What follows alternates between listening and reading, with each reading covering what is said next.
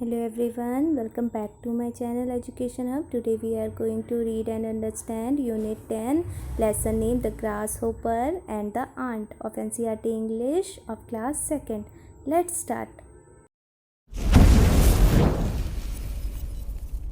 The Grasshopper and the Ant. Once there lived a lazy grasshopper. एक बार एक lazy मतलब आलसी ग्रासहोपर रहता था. He didn't like to work. उसे काम करना बिल्कुल पसंद नहीं था. All day long he sang song and played in the warm sunshine.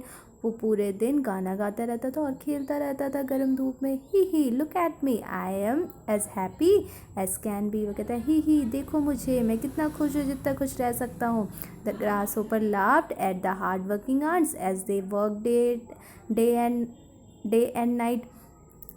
Grasshopper किस पे हंसता है? मेहनती चींटियों पे जो पूरे दिन और रात काम करती रहती हैं. आंट मतलब चींटियाँ, हार्ड वर्किंग मतलब मेहनती, और डे मतलब दिन, नाइट मतलब रात. We are storing grain for the long winter ahead. They replied. तो जो चींटियाँ होती हैं वो कहती हैं कि हम लोग जो हैं वो विंटर के लिए मतलब ठंड के लिए अनाज इकट्ठा कर रहे हैं. स्टोर मतलब इकट्ठा करना. The lazy grass hopper only laughed louder.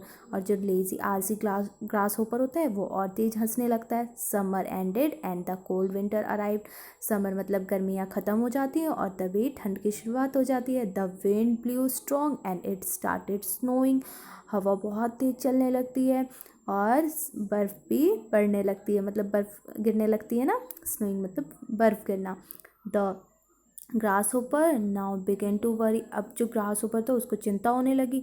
Worry मतलब चिंता होना. There is no food to eat, no grass, no flowers और लीव्स. उसके खाने के लिए कुछ भी नहीं था, न घास, न फूल, न पत्तियाँ. I can't see even the tiniest fly और warm.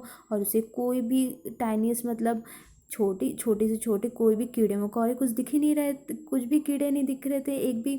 What will I do, अब मैं क्या करूँ. I will surely starve. और वो जो क्या होता है डरने लगता है और कपकपाने लगता है. ही क्राइड, वो रोता है. Let me meet my kind neighbour the ant. कहता है कि अब मुझे क्या करना चाहिए, अपने पड़ोसी से मिलना चाहिए, चींटियों से. नेबर मतलब पड़ोसी.